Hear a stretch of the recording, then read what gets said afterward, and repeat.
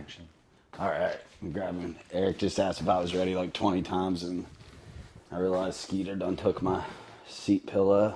Oh, poor booty. This makes me like 5'7.25", dude. No, this chair. I don't know why Skiff used to like this chair too. Really? Yeah, now Skeeter sits in it all the time. I think maybe because it sinks in, like where our booty sinks in. I guess their whole body does. Mm-hmm. Probably gives them that like nesting sensation. Yeah, because Skeeter's a straight nester. Like, dude, you go in the bedroom and like he just like you want to see that dog mad, make a bed. He doesn't like it. He likes it. He likes it less than I do. Yeah. I've been extra childish today. I'm poopy pants, bro. It's Thanksgiving and I'm poopy pants. We have tried these different mic things. We tried the big brand Rode. Yep. Rod with an E. Rode. Yeah, man. We thought we were out the door $1,000 and we were like, way more than we wanted to spend. But like, yeah, man, let's do that. Let's do this right. Mm-hmm. And then we get home and it's like you need 500 more bucks worth of shit. So no, we take that back. Then we get like the Zoom thing. On paper, the thing sounds great. Even the 2-hour battery life, like I knew that going in, it was battery operated. You got like 2 hours per thing, right? Mm-hmm. What they don't tell you is that there's no warning. So when you're sitting there having a conversation with somebody, instead of like me being engaged with, it was Kevin, is the only one who used it on. Kevin Watts, who was up here, down here. So I had to keep looking at it, right? So like, Because if not, it just shuts off and you don't know where it ends. it doesn't even say no warning, bro. Like I don't get a warning shot. I don't get a 5 minutes. I don't get a blink at me for 20 seconds even. I don't need much time, man. I'm easy, bud. Like we work for the Army. We're not picky. Mm-hmm. You know what I mean? Like I'm used to doing more with less. You know what I mean? Yep. But holy shit, man. It's like, I don't know, man. Maybe in a room full of engineers, they just need one practical person. Yeah. In Rode, I'm not going to knock their engineers because maybe their shit's perfect. But, I mean, when you open the box for a microphone and you need to buy another $100 to $150 worth of stuff just to make it work, that's obnoxious. Yeah, the fact I mean, well, let me rephrase that. That's not obnoxious, but, like, put rich white people label on there. Like, put, like, a dude that's, like... I mean, it's just weird that you buy a microphone and it doesn't come with that plug-in cable. Yeah, and if it's for rich people, man, we need to start having labels. Like, I know we're supposed to know brands and stuff, but it's like, man. Anyway, so yeah, I'm feeling a little childish about that. Couldn't decide if I wanted to wear a hat or not. So I got my and this one's dirty somehow. My Waterman Outfitters hat. He just sent us another. What? I'm just laughing. You just laughing at my... Yeah, man. Dude, the podcast thing, the microphone thing really, if I wore panties, it would have them in a bunch. But I mean, I ain't owned a pair of underwear since I was like 12, 13. No. Yeah, something like that. I'd have to ask Mom. I think that was the time I had to... yeah, I think I just threw them all away. It was like they were all dirty or something, and... It was whatever age Mom was like making me wash my own clothes all the time. Yep. So whatever age that was. And I was like, I don't have any to wear. So I'm just gonna... And I was scared of dirty clothes at the time, I guess. I don't remember, that doesn't sound right for me. I'm a pretty dirty fella. I can be pretty... I mean, I'm super clean now, like when I'm off the boat and stuff, but like... Yeah, no, man. Anyway, yeah, I was like, I wore them.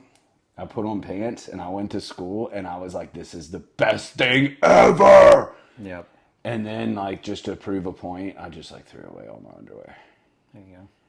I mean, I stopped after basic training. There was basic training? Oh, because the rash? Yeah, it was like, I'm never wearing underwear again. No, man, it's weird. It's weird. It's pretty freeing is what it is. It's free falling. Yeah, so no underwear is good. the lack of availability and options for podcast mics when you need 4 suck. Just to reiterate that. And I'm going to continue to be a child about that. So, moving on. It is Thanksgiving Day 2000. You're all excited. Our buddy Charlie Hutsey called it his Super Bowl. I know, it's something to be excited about. I'm excited, dude. I'm super excited. Charlie, who is a chef, not in a paid role at the moment, which is, it's almost sad. Like that dude's got some talent, man. For sure. I've been lucky enough to enjoy some of his meals, and they've always been top notch. That stuffing, dude. Yeah. Bro, he brought over a plate, or excuse me, what is that? A dish? A pan? It's a casserole pan. A casserole pan. Yep. Okay, so people will know what that is. Yep. Okay. Civilized people. I mean, unless they're me and you, are probably like, he brought over this casserole pan last night and was like, "You'll probably have to sit so because that's all I hear when because I'm like, is it? Oh no, let me rephrase that. I was listening and I said, well, is it like edible now? And as soon as he said yes, and then he was explaining things, that's when I heard the Yup. Because I took a bite, dude, and it was the best casserole I've ever had in my life. Or stuffing, excuse me. It was the best stuffing I've ever had in my life. Ground sausage in it. It's the best I've ever had. Yeah. And then his collard greens. Somebody said they were too sweet, and I was like, these are delicious. His wife said that, but I mean, she's such a sweet lady that you probably just need less sweet stuff. You know, she's so sweet. So. Oh yeah. So we love him. So what are you thankful for? Is it 2024? Oh man, there's a lot to be thankful for, man. Listen to like I love this. I come out here with all this negativity because of the stupid microphones. And I love it, man. You're bringing rays of sunshine. I mean, I'm thankful for my children. I love my 3 sons, Dylan, Eli, and Gabriel, more than anything in this whole world. Yeah, but and they're adorable. That's anytime I get to see them and hang out with them, it's a great embrace, and we have a great time. I'm very thankful for you. Thankful for where I'm at right now. I was in a really bad situation, and been a bigger job. It's a bigger job. That might have been the biggest job. Definitely the biggest job I've ever undertaken so far. I think. I don't know. And seems easy. It was in a I don't know how far I want to get into it, but go, dude. There ain't no time limit on this. That's why the microphones are in the box. Those first 48 hours in jail, I was all alone. I had no one. I was ready to become a statistic, and they knocked on my cell and said, "Hey, you have a phone call," which I thought was pretty odd. It's like I thought it worked the other way around, but hey, they were like, "Come out here." And sure enough, they put me in front of their little telephone video screen, and sure enough, it was you. I think Tiggy, Kelly, and Tig. Yeah. Tig would have been the first one. She was the attorney that got us the call. Yep. Shout out Tig coming through, and then old Miss Counseling lady Kelly Littlefield. Kelly. Yeah, we had to. We wanted to get. She wanted to get a feel for what was going on. Yep. There were some folks that were, and for good reason, some folks very close to me, who are very close to you now, were like, hey, this is, Eric had a mental health hiccup. We'll leave it at that at the moment. And it landed him in jail. That was in, when was that? June 23. Okay. Wow. June of 23.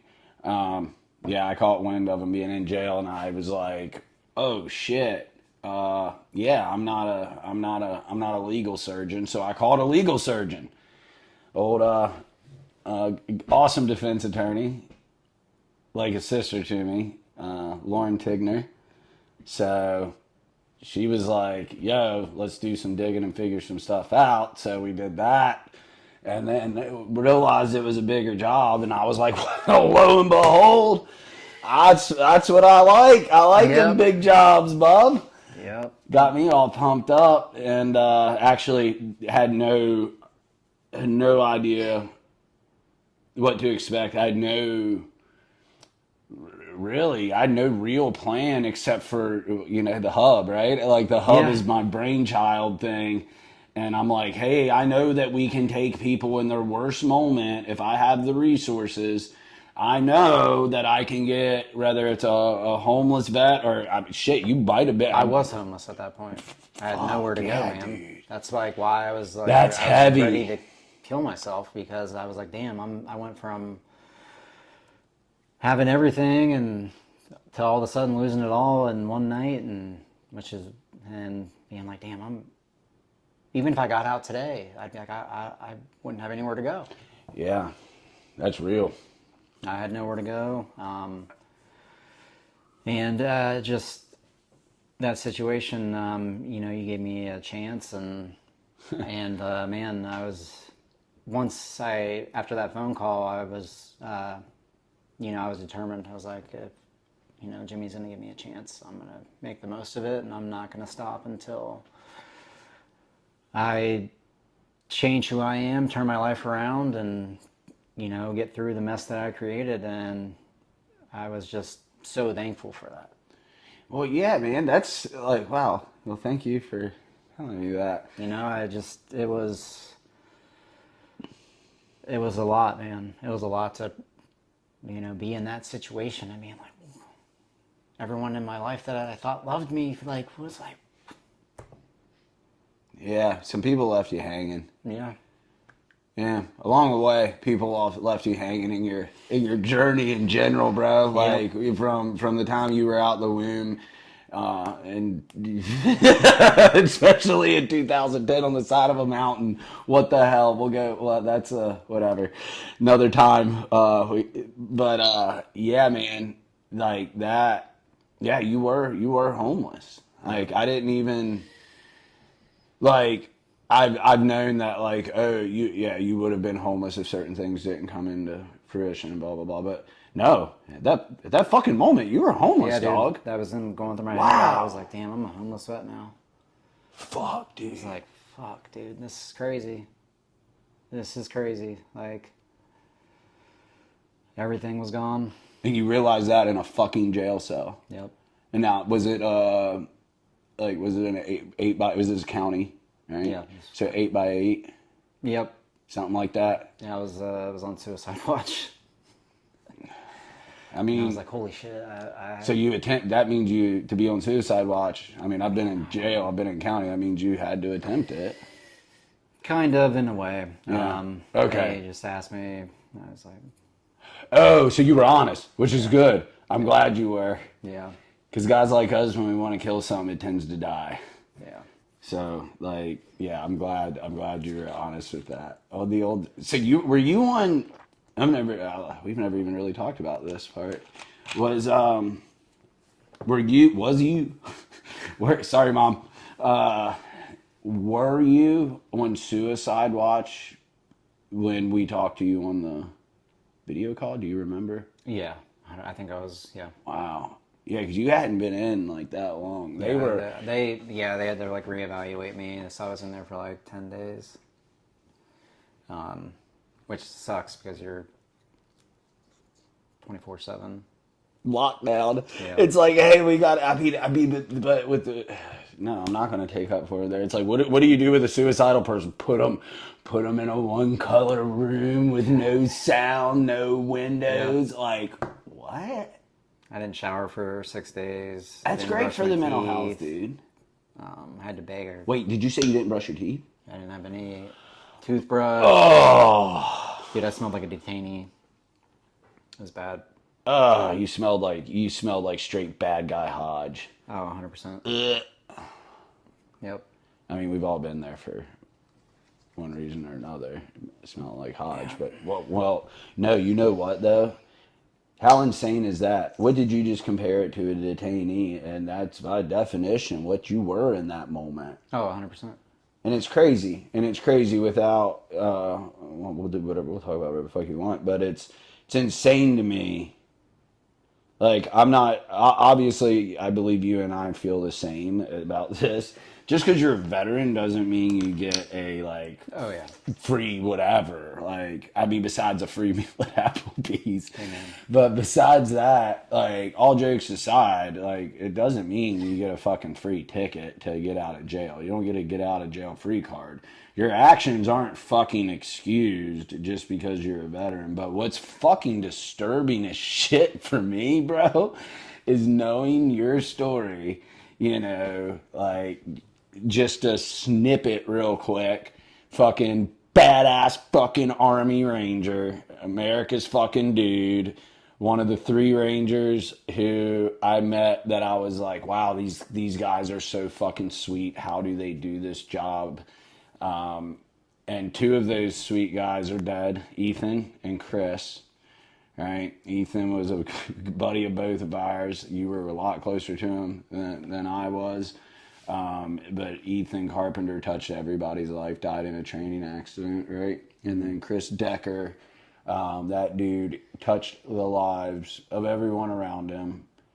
All 3 of the Sweet Rangers, all you guys have this very contagious aura about you that just like wherever you go, like happiness ends up somehow, which is really weird with you, with your background and stuff, but I love it. And then turning around and like, you know, both those guys were taken from us too soon, right? Ethan in a training accident, free fall. And then Chris, the arrest was just made last week or whatever. Yeah, this week with the drunk driver, or assuming drunk. I don't know what it was. I don't know why it took 8 months to make an arrest. Besides his, I think his mom it was a captain at one of the jails or prisons. It might have been a prison. Is there a state prison near here? I'm sure there is. Yeah, you would think so. And That's how the state makes money. yeah, right? The feds make money off of us. I'm getting like this muscle spasm in my tricep. The feds make money off of us, and then the states make a shit pile of money off of the more we falter. You know, I'd love to see the numbers. And we're getting way off track here. It's my fault. But I would love to see the numbers of incarcerated combat veterans. More importantly, what I'd want to see are combat wounded vets.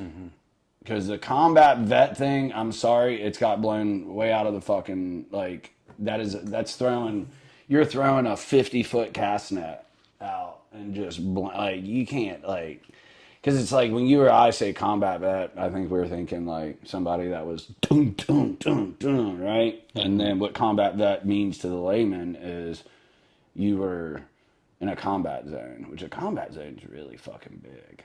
Yeah. Like, there's a lot of really chill places. You know, I think people think of like wars happening it's everywhere, and it's not. It's just concentrated areas. Anyway, so you were left alone in a lot of ways in that cell, and that's wow. I'm sorry. I'm taken back by that's what got us right here, right now.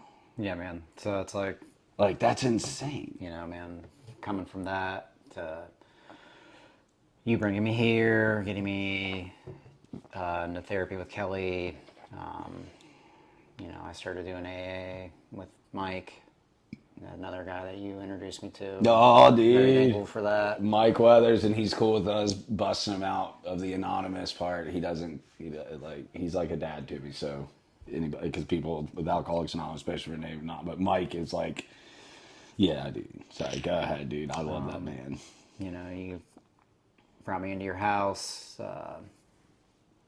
You know, brought me into your life and gave me a purpose again with Not Lucky and, Yeah, bud. you know, helping out on the boat. I mean, I get to go fishing with you every day or whenever we fish, which is pretty frequent. Yeah, man. And, I mean, it is, I wake up every day thankful. Being here, being with you, being with Skeeter Dog, and being a part of this amazing project of the hub and Not Lucky and the shark tagging program. I mean, dude, it's. Yeah, that's pretty dope. The shark tagging's pretty dope. I mean, dude, it is. It is incredible. It's an incredible little experience. So yeah, man, I have a lot to be thankful for. Probably more so than I have in my entire life. So thank you. Well, thank you, buddy. Thank you for sharing all that.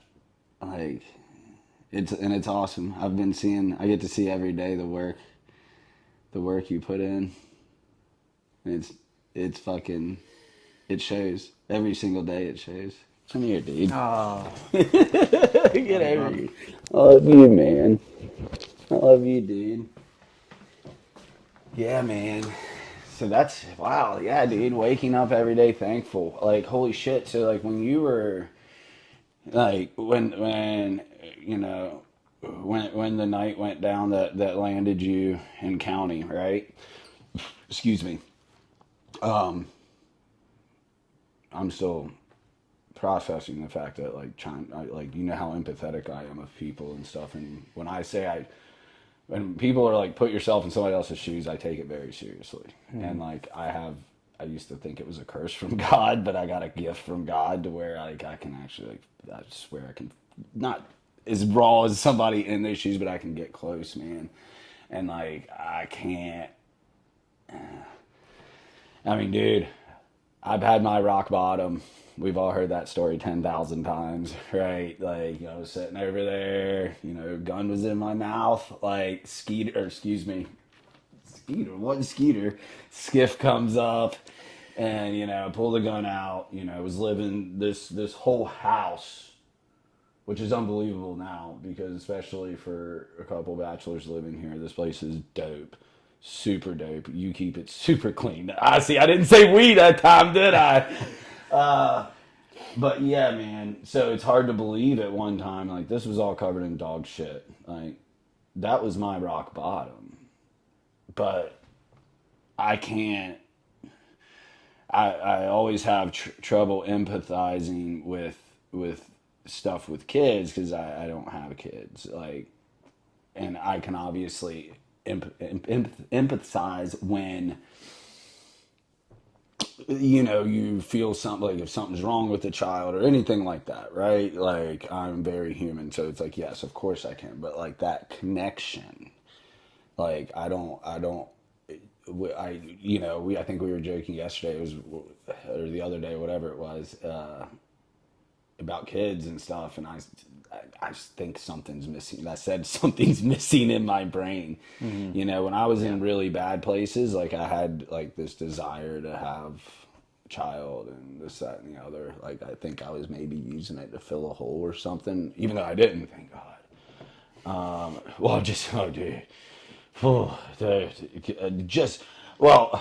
Rabbit hole. Could you imagine? Both of my family tree things, right? Like, and we all know Barbara is a freaking saint. I mean, so it is what it is.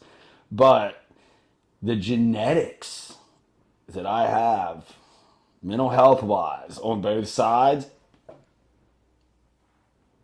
whoa. And since I'm a nutcase, more than likely I would attract a life partner that's a nutcase. Not talking about any exes or anything specific, because that's probably why they're exes. They weren't crazy enough. You like how I covered myself there? You like that damage control? Bow, bud. Quick on the feet. Bud, gotta be. Anyway, getting way off track.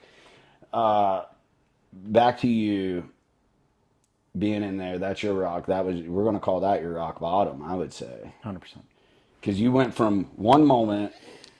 I mean, a lot of goes in here. My brain just starts going in overdrive, being like, no, there's a lot more to it. But for the subject of what it is of Eric, you literally went from being a father of 3, husband in white suburban America, running a Palmetto State Armory, and at that point you had been running it flawlessly, right? Pretty good, yeah. Yeah, like, which we'll get to that later too.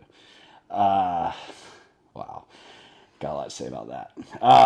And then just boom, you made we'll call it one decision. You made a decision, and then now that being said, that decision, the action you took, you had tried to get mental health help. You had done this, and obviously you're your own man, and you know that you always own your shit. But there's a lot of things there where you just look at a lot of failures, man. Like failures with the system. I'm going to be that asshole, and failures around you. I failed you a little bit. Like I saw you, what was it, a year, 2 years before that? Yeah, about a year and a half. Was that what it was? I think so. Yeah. And like, dude, I saw you come waddling down that Ganeway, bro, and I was like, what the fuck? Yeah. Like, this is one of the dudes that when I got to battalion that I was like, I'm not going to be able to keep up with these guys. Oh, like, fuck me. And then it's like, to see you come, and like, dude, at the time, I mean, I'm smoking 2 packs a day. Like, you know what I mean? I ain't running no marathons, but, I was still kind of a little bit of a lean, mean fighting machine. Oh, I was 40 pounds heavier than I am now. Oh my God. When we were going through your medical records, what was it? 226, 227 was like your top weight. Yeah. Insane. And I was over 200 pounds before too. Like not muscle. I've been over 200 pounds muscle. And I've been over 200 pounds. Man, I was... I was husky. But I was healthy, all right? You were healthy. But so, dude, I mean, I failed you, man. Like, we all kind of fail. Like, and that's easy to say. Well, I guess maybe it's not easy to say for some people. Like, I like knowing where I fuck up and fail. It was this amazing lady whose daughter I was texting with about I showed her the video of our studio, but this lady and her daughter were in yoga class this morning. Her daughter does a podcast. She's helping us out with some stuff, some advice. And this lady, I don't have permission to use her name, so I'm not. She's like, hey, I listened to the first 2 episodes, and she was like, oh my gosh, you guys are great, like, blah, blah, blah. Then she talked about you a little bit, and I'm like, yeah, Eric's awesome, blah, blah, blah. I was like, so what'd I do wrong? I'm like a little kid. I'm like, tell me what I did wrong so I can make it better, right? Mm-hmm. And, like, with you, dude, like, I saw, like, you on the boat that day, and I was around you all day. You weren't the man I knew. Yeah. So me personally, like, I look back and I'm like, what it was at the time, I think it was a lack of experience in this industry of mental health, right? Like, I'm kind of been balls deep in it for a hot minute now, full time for about 1.5 years, and I'm a quick learner, I think, when I submerge myself in things. Mm-hmm. So I think with me, I was just like, oh, he does what I would have done if I got married and had kids. Like, and I'm not like, but I'm saying like after the gunfighter life, right? Like, yeah. You're a gunfighter, you get out, you got a wife and kids, so you fucking smoke meat, drink beer, and play with kids. That's all I did. A lot of beer, a lot of delicious smoke. Oh, I never missed a meal. That was clear. That was very clear. Wow, dude. Man. So, yeah, you were like 40 pounds heavier. So, like, I'm trying to paint a picture here. So, it's like, here's Eric. I saw you get off the boat that day, 1.5 years or whatever before the incident. So, obviously, I failed you there. People that were closer to you than I that were watching this shit show fucking really failed you. And it's easy to say, right? I can sit here and say, people failed me by not saying things, even though I got called out a lot. But it's a hard thing. Like, what do you say to somebody? Mm-hmm. Right? Like, what do you say? Like, I know now, depending on, and all jokes, I'll stop joking for like 10 seconds-ish. 7. it depends on who it is, like, right? If I could rewind and go back and do you personally over again, I'd probably be like, hey man, like, smoked meats and stuff. Like, we talked about IPAs on the boat, and the IPAs are cool, but like, I mean, why? Like, do you not like to work out anymore? Like, I would have probably approached it like lightheartedly Yeah. joking. Some people you can kind of be right in the face with, which I wouldn't get too much like that would probably be it. Because if you're letting yourself go that much, not just Yeah. you, like I've been there, I was there. Like, so I'm not like, this isn't like bash one person thing, but it's like you're clearly not in a good mental health spot. No, I wasn't. I was. I had given up. I was. I hadn't given up on like being a dad. I loved being a dad, and I loved. But that was it. Yeah, That's pretty much. I very. hated my job. I was working too much. Didn't like what I did. Well, I did, but the fun was taken out of it. Just I don't know. I lost touch of everything, and the only thing I ever cared about was being a dad. I didn't care about my health. I was overeating, over drinking every night, and just was in a real bad way. Yeah, your self image was horseshit, which was always, I mean, obviously living with you and knowing everything I do now, and then, educating myself with other people's experience, my own experience, I understand shit more now. But, like, I mean, my gosh, dude, you're a fucking war hero. Like, this isn't no, like, bullshit book that, like, the army wrote and, like, you had to sign on it like our SEAL brothers do, right? This was, like, this was real gangster shit that I saw. like, you're capping dudes, you're headshotting dudes, and, like, dude with a peg leg with a suicide vest on. You can check out this episode, and it's called Objective Stark, I think is what we called the episode. Yeah. But like, dude's about to kill a bunch of us, and you're like, pop, pop, pop, pop in the face 6 times. And then it's like, dude, to go on that deployment, you came out of a back brace early because you had broken your back on a jump. So you're like, no, freedom. No, I don't need a back. So you're just like this dude that we all looked up to. And then it's like the next deployment you go on, I mean, my gosh, bro. Like, you got left alone. We'll touch right there. You got left alone by a SEAL Team 6 guy, right, with his booger eaters. And you guys were in an ambush. Team 6, his booger eaters, interpreter gets hit. He's like, yo, dog, I don't have any radio batteries because I'm an idiot. 100%. And I didn't bring extra batteries on a 3-day mish. Tier 1 operative, huh? Like, oh my gosh, dude, I just want to drag him around by his beard.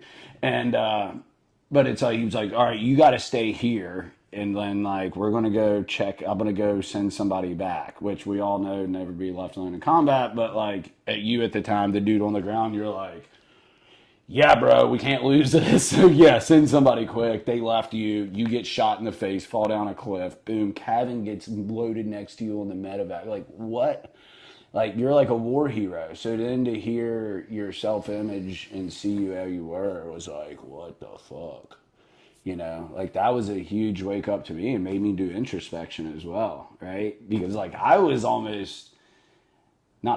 was opposite, right? Like, I saw you coming down the gangway and was like, this motherfucker. And then spending a day with you on a boat, I was like, God bless, dude. Yeah.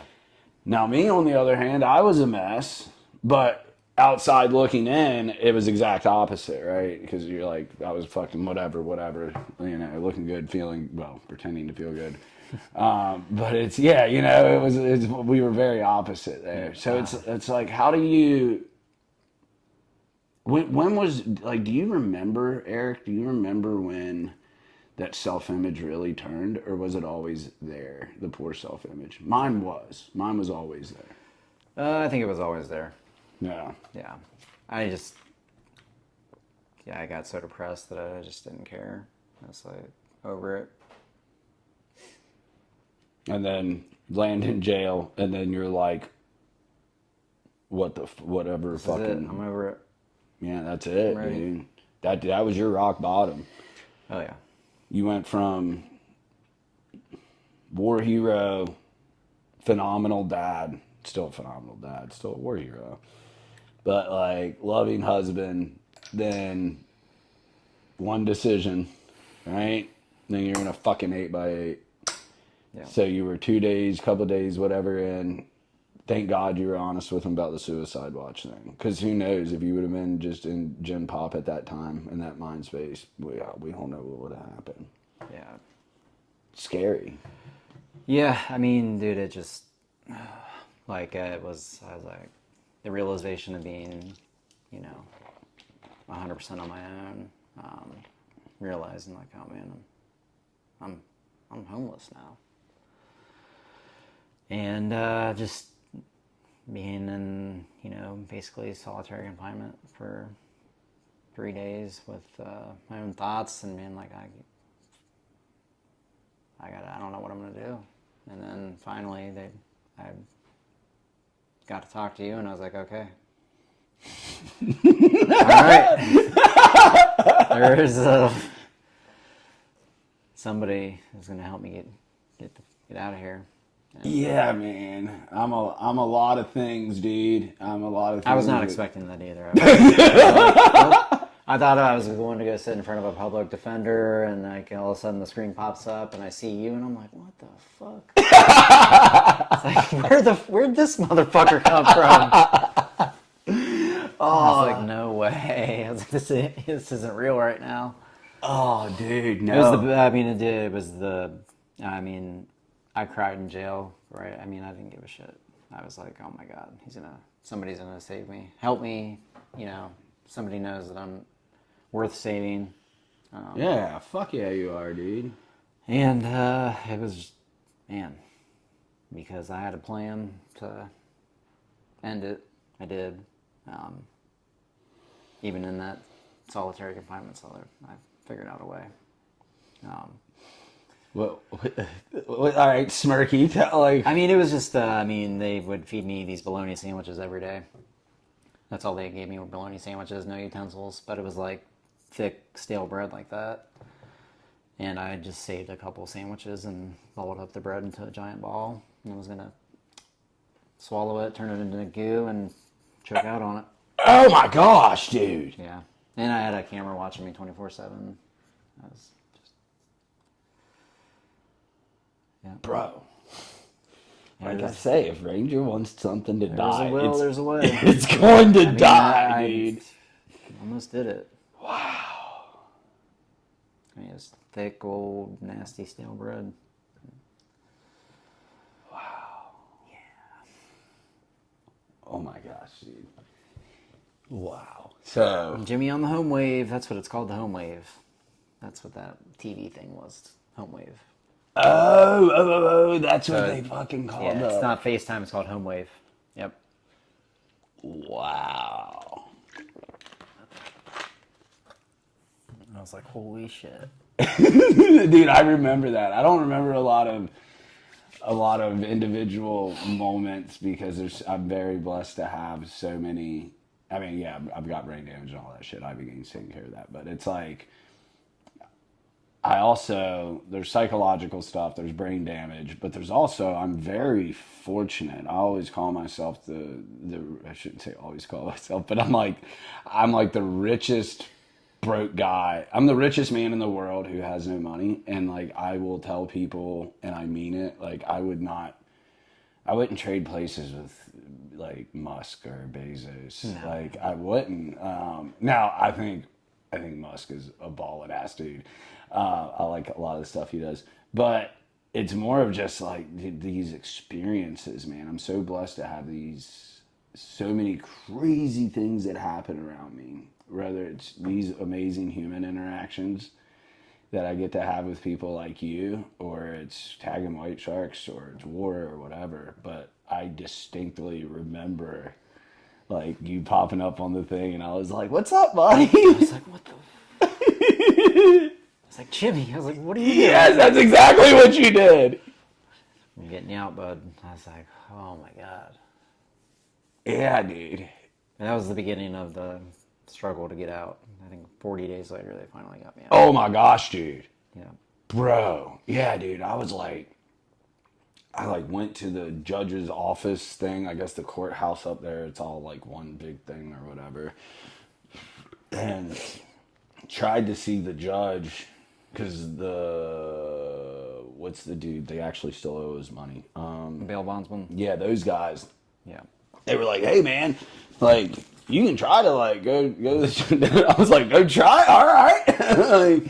like you give me this chick's address, I'm gonna go knock on her door. Like not to do anything like obviously malicious. I'm selling right now. I'm trying to sell them some Eric. Like that's all I was doing, dude. I put my salesman hat on and went to fucking work, and it was an easy sale. And like I was mind fucked because it's like I'm in there and I'm like, hey man, like this dude's a worry, blah, blah, blah, blah. And they're like, yeah, you need a lawyer and this and like if you guys, I know disabled the one lady. That's when I was like, ugh. I mean, she wasn't wrong in her defense. It doesn't mean I have to like it. She's like, yeah, I know, money can be tight, so you guys can blah, blah, blah, like the public defender option or whatever. And I was like, answer your phone in 10 minutes. And like go out to the parking lot. And I'm like, JD Maines, I'm like, dude, because we had gotten his info from Tig. And I'm like, do you need the money like right this second? Or can I drop it off in the morning? Because like we need shit happening right now. He was like, yeah, dude. And he's like, in the morning works. JD bent over backwards, but yeah, dude, it was 40 some odd days of fighting tooth and fucking nail.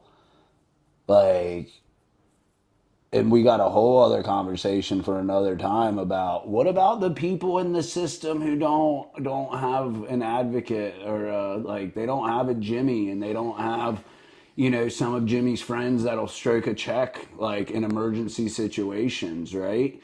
No, they'll sit in there for years. Bro, Years. bro. And then let's personalize it for us. How many vets with brain damage, combat wounded, are sitting in those cells because they didn't have anybody coming for them? Oh, tons. Oh, yeah. It's disgusting. Yeah. Disgusting. Oh, God, it makes me sick, man. It really does. It makes me sick. It makes me a lot of things, dude. Man, I'm about to start crying. Like, I hate that shit, dude. Like, I hate it. Like, I thought I was worthless, and like people were around me that loved me and stuff. And there was, there's, people that know us personally and, know my whole story and stuff. You hear me when they try to give me credit. I'm like, hold on, there's plenty of people, like, and that's the thing, like, but they're all people, and they're the same people that are around you, right? It's like you see somebody has value, and they're just a human, for God's sakes. They're a human that made a fucking mistake. Yeah. Right? Like, and got caught for your mistake. Like, let's fucking call shit what the fuck it is, right? You just got caught making a mistake. And you're talking about an isolated thing, like, and then you can, without even knowing everything, you can literally tell where the ball has been dropped 3,000 times leading up to the fucking moment where, you ended up in jail. And it's like, how many fucking dudes are out there? How many fucking dudes are not out there, or in there, Yep. right? That aren't bad. They're not bad. They made a fucking bad decision. And it's so crazy to me. It's like, dude, I used to, oddly enough, like I used to have this like hatred for rich people. And it was like, oh, they get all this, they get all that. And it's, there's reasons behind that. And obviously I realized I hated a lot of things. I did a lot of growing. But at the same time, it's like, how did we fail our vets so fucking much? Right? Like, and when I say fail the vets, we had, and I'll say this until we get everything that we fucking signed for in that contract. Yeah. How many vets are behind bars right now because their fucking employer did not deliver on their fucking end of the bargain of fixing them when they were jacked up? So, but, you know, we can't, well, I say we can't do anything about that. We are actually doing things about that, right? You know, that's kind of like the hub, my little brainchild. And I think, I don't know if you, not I think, I know. I think, like, I remember early on telling you, I was throwing a lot at you, but I was just like, because you were on that, you know, early on when you were living here and stuff, because it was literally pick you up from fucking jail, you being in jail for a month and a half, and getting you to come move in with me, which, fuck, that's a lot. Like, because you're not moving into like Ricky's next door. Yeah. Well, like, and this is wild. But like, what was that, dude? Like, so what was that? Like, so you had hope, right? Like, you're like somebody gives a fuck, which Roger that. Yeah. I mean, it was My whole team gives a fuck. Our team yeah. gives a fuck. Like I said, our team. That's you know, we're going over to fucking boss lady's house this evening, right, for Turkey Day. She's having the vets over. But tell me, like, how does it? He's like, we've never really gone into detail about this. You and I haven't about the hope, and then like the reality, because it is, man. I don't live like other people. Like, Yeah, I mean, there was a lot going through my head when we were driving from Dorchester County down here. I was like, sorry, dude. you know, it's just because I had stayed down here when we mahi fished, and Yeah, I I was forgot like, about that. when I stayed those few nights, I was like, damn, Jimmy lives, you know, he's a fisherman. I mean, there's, you know, rods and reels in every room. Like, Oh yeah. I was like, damn, well, this is about to get interesting. Yeah. Like, I'm coming from a life where I take care of kids every day. I'm getting kids to buses, and that was all gone. And it was a lot. Like, driving down here after getting out was, it hurt. Not being able to go home was hard. Yeah, that had to be mixed emotions because it's like, oh, like yeah, of course you got a place to go, but yeah, dude, you're going cardinally, you were going the wrong way Yeah. from what your heart was supposed to be. And I knew that I wanted to I was going to make the most of it. I didn't know what I was getting into at the moment. I mean, I knew. I was like, "Fuck! I'm going back to going to Jimmy's where his dogs are always humping each other." This house, oh man, God, I wish here in a couple years we're going to be able to. Hopefully, it's a shorter time than that. We'll be able to talk a lot more freely about this. As soon as some guys get some captain's licenses and stuff in your lives. Yeah.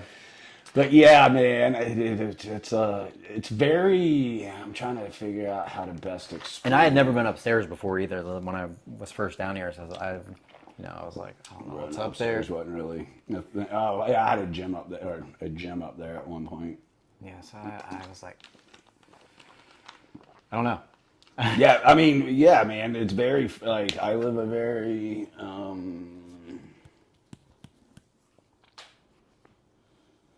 I consider myself truly free. 100%. Ibogaine really got me to that point. But, because like I know people are like, if anybody's listening, they're speculating the things we're talking about, and you're probably right on a lot of them. But the best way to describe it is really like it was around the time April of 23 is when my view of everything changed, and Eric came in June of 23. But I mean, it's just I live a very free lifestyle. Like I don't like feeling. I don't like feeling confined. I don't like remotely feeling controlled. Like, and it's not a rebellion thing. It used to be, but really, that's just me. That's just the inner. That's Man, just. that's beautiful. It's amazing. Yeah, thanks, man. It It's is. taken a while for it to turn into feel like a beautiful thing, man. Because this whole time I thought I was like pushing against stuff, which I was pushing against myself. Right? Yeah. You hear me, you have to live with me. So anytime I'm talking about stuff when people are like, they're talking about this is because of this and this is because of that and yada, yada, yada. And I'm like, what about you? And I have to remind myself of that. There's a lot there. But like the whole free thing, man, it really is like, and it's a beautiful thing. And on paper, I'm sure anybody listening, it's probably like, well, yeah, I want to be free and do blah, blah, blah, blah, blah. But like, do you? Do you? Because we all have the opportunity to, but it also, it it's a lot, man. It's a lot to be free and try to share that with Yeah. people and it's a lot, man. And then at the end of the day, we always have the man trying to hold us down. Yeah. The man trying to hold us down. Oh, big brother. Yeah, big brother. But yeah, dude. So anyway, like that had to be like a little bit of a mind fuck. It's like you're literally. Yeah. Oh man. I'm just remembering some of the things early on that we can't talk about yet. God, you had to be like, what the fuck a few times. Yeah. I mean, it was. I just was thankful for the opportunity and a place to live and not be on the street or still in jail. Yeah, you would have been on the fucking street. What the fuck, dude? How disgusting is that? And I was ready to do whatever it took, I mean, I was just grateful for the opportunity and the love and support that you and, Boss Lady and Tig, Amy, all them that, didn't judge me and, accepted me as one of their own. And it was just, I don't know, man, it was a beautiful feeling. Like I just, the not being judged and the non-judgment was huge. I don't know. I was judging myself a lot for what happened, and I hated it, and I still do, and it just, without you guys, I wouldn't be here right now.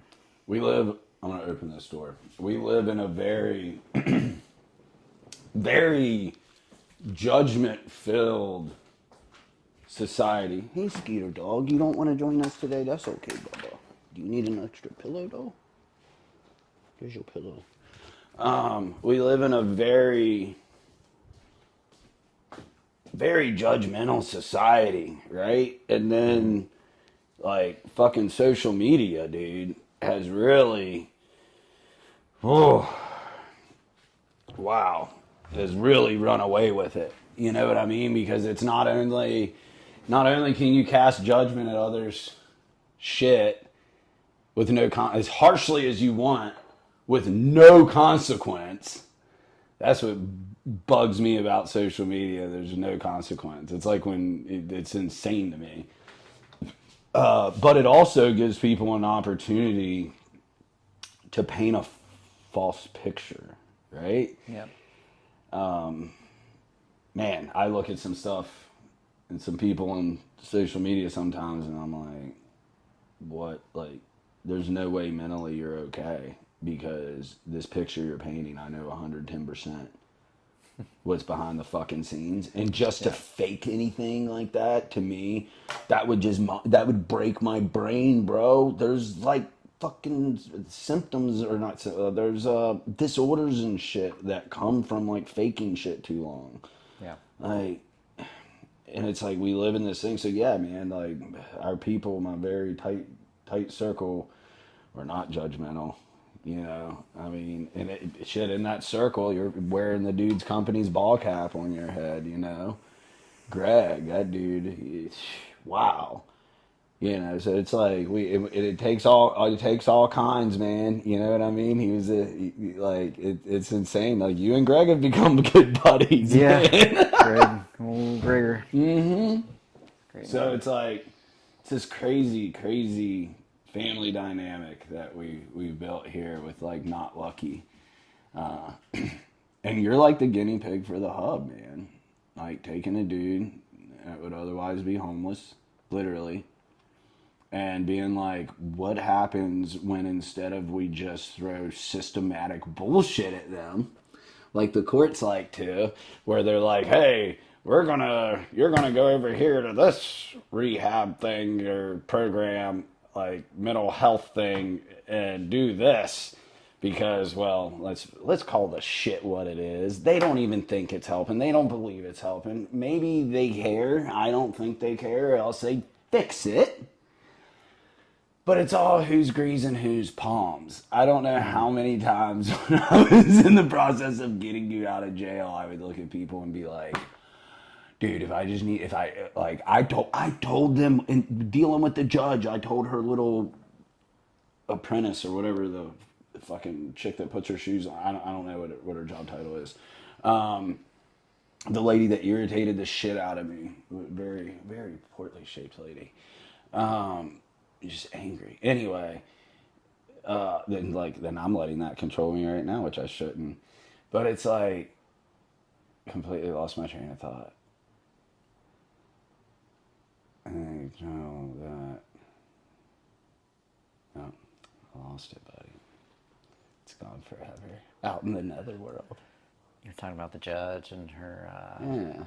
and the greasing people's palms. Oh yeah. I actually told the lady, the judge's apprentice lady or whatever. I was like, dude, if I need to make a donation to, and it turns out that judge was like a saint, like she's a sweetheart. And I didn't know that, but I'm like, do I need to make a donation to a nonprofit? I was like, so we'll make donation to a nonprofit. We got to get our boy out.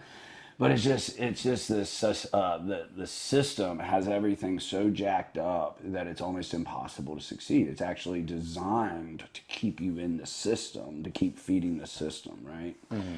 So it's like the whole thing with the hub that DJ and I are working on is like, what happens when we take a homeless vet, a vet at the bottom of his barrel? And we always just use the homeless vet thing because it's something that resonates with everybody, and it's a fucking thing, man. It's a real thing. So. Hey, don't you be looking at that bird out there like that. Dude, he's all perked up. But it's like, what if we could get these guys, like, before which everybody, there's always still hope, right? Mm-hmm. But, like, before the system really fucks you up worse than it already did. And, like, what if we just get them and we're like, okay, you're an individual. Let's do this, this, and this. Let's do this rec therapy. Let's do this. You're addicted to this. Let's mitigate that with this. Let's figure this out here. Let's figure this out there. Let's try this. Let's get you in with a proper counselor, right? Not just VA bullshit. Mm-hmm. Which you have to wait, 16 weeks between appointments? Right? Yeah. That right? Yeah, let's call that what it is. Like the VA mental health right now, it's like, oh, what is it? It's fucking 6. So you go 4 months between appointments. Okay, we got Miss Counseling Lady lives 3 doors down, and she answers when we call. But it's like, let's see what happens when we get somebody and put them in the proper loving environment and give them tools. Right? Because it's not like what we're doing is just giving you things. Like, we didn't just give you a roof over your head. We didn't just give you food, right? Mm-hmm. Now, there was no stipulations, nothing like that. You as always, like I've told you since day one, you can do whatever the fuck you want. I just want you to be happy. And I mean that. But it was funny because in the background the whole time, like while we were getting you out, and some of my people were questioning my sanity because I was like, "Yeah, I'm gonna move this guy. Are you crazy? Of course I am. Like I've done way dumber shit than this. Like and it worked out great, so we're fine." And of course I was right, thank God. And actually, there was never a doubt in my mind. That's what's hysterical about it. That's what swayed by people in like the little inner circle. They're like, "Hey man, are you sure?" And I'm like, "Yup." Like just don't do. This is what's happening. But it's like it's crazy because you're living proof. I mean, it's like I can go and give people things that were in your position, right? They're just going to end up in that position again. More than likely. More than likely. Because that's kind of what the system does, right? They just kind of like give you what you need for the time period, and then the next thing you know, you spiral right back in the same fucking hole you were in. Mm-hmm. What's different is what we're doing is we're adding that beautiful fucking thing called purpose, Yep. right? So now there's no question. I mean, we all have bad days, right? But there's no question about your purpose now, right? Like, you know, your purpose in life is your three boys. But you needed something for you. And now, like with Not Lucky, you had already started helping dudes when you are still getting, which we're all always getting help. It's a never ending thing. But it's like you're helping dudes while you're healing. And it's just this beautiful fucking thing. And it's so crazy because it's like one of the few times I'm usually wrong a lot, and I'm completely cool with that. But it's like one of like this is like what I've been. It's like yes, I told you very early on when I got you. I was like, bro, don't you because I think we were in the kitchen one day, and you're like, anything I can ever do because you're just that dude, and like whatever, blah blah blah. And I was like, just don't fuck this up. Like you're the guinea pig for the hub. Just don't fuck this up. Yeah. But it's crazy, man, because basically, like, all it is love. Like, as simple as it sounds. And being real. Like, reminding you and whoever of who we are, right? Like, that's all it is. I think that's what really separates what we're doing from a lot of things, especially as far as the system goes, because they just throw you into these cookie cutter things that are mental health care programs that are supposed to work, and it's like this doesn't work. No. So, but yeah, dude. So you got there. Now you're. Well, the story is far from completion, yours or mine. Mm-hmm. But it's like, tell me what mind space. So we know what mind space you were in that cell, and your mind space right now is like not even close. Like, what's the biggest fucking thing that you noticed? Like what do you? Better question. Fast forward the week before the incident. Okay, when you were smack dab in the middle of your normal, at that time, your normal life, right? Yep. I want you to think about your self-image then, what you thought of Eric when you looked in the mirror. And you got to try to take the kids out of Right. the equation, and then what did you think of yourself then? Just a fat piece of shit. Yeah, fair. Easy. Dude, I used to think, yeah, dude, I used to just, I mean, I remember looking in the mirror, like, in that dirty-ass bathroom and being like, you're just a drunk, fat piece of shit. Yep. What do you think of yourself now? On Thanksgiving Day of 2024?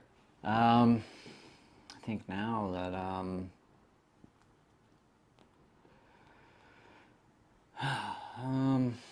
yeah, that's kind of a hard question. But It is. when I look at myself in the mirror, I see hope. I see that I am capable of making changes and doing good in this world, and that there is a lot left to my story. It's not yeah. over. I'm more than, what I was in battalion. I'm more than what I was before this incident, and I've got a lot of experience and that I can hopefully help other people with, and that my story is far from over, and I've got a lot to give back, because a lot of people have helped me along the way, and I can't wait. I just see opportunity every day. That's awesome. And I think that's solid to close on. And then we can get on with, dude, this went, well, real quick.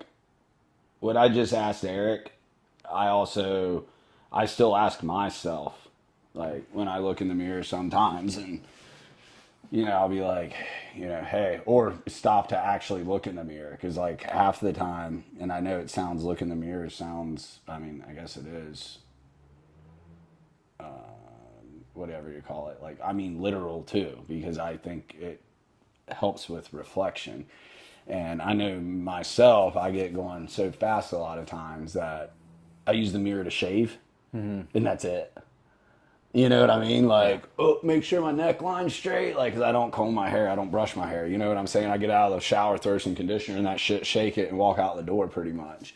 And it's like, I like to look at myself every once in a while and be like, what do you see? Just to make sure my self-image isn't getting jacked up. And yours, that's beautiful to hear that big of a difference. And really, a short time. I mean, it seems like a long time. Yeah, we're on a year and a half. Yeah, but if you really look at it, I mean, that's pretty incredible. In a year and a half, you went from hating what you saw to seeing hope, resilience, and a future of helping others. Like, that's a pretty big turnaround in 18 months, man. I'm proud of you, dude. Well, it's got a lot to do with you.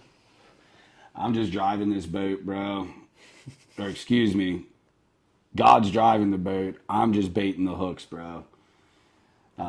And I do say all the time, man. Once you, Bad Luck, and Dan and Ryan Fowler and the rest of you guys, once you guys figure out how to drive a boat, I'm gonna be looking for a job. Yeah, well, all right, bro. Let's see. We got a couple hours before heading over to old boss ladies for Turkey Day.